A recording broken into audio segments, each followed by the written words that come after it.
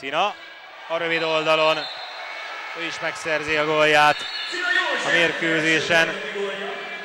A pályára lépő mezőnyjátékosok közül csak Törő Szabolcs nem szerzett még gólt a mai mérkőzésen a PIK-nél.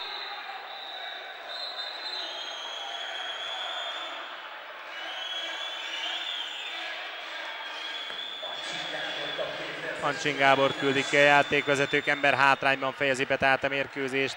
A PIK Szeged 50 másodperc van még egyébként hátra a találkozóból.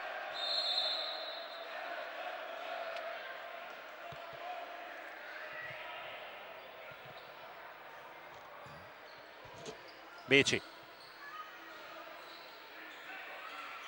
Üres marad a szél, Lezák. 42-27.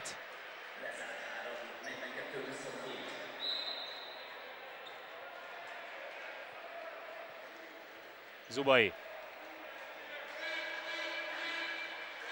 Lesz-e még szegedi gól? Eddig 42 volt a gólcsúcs.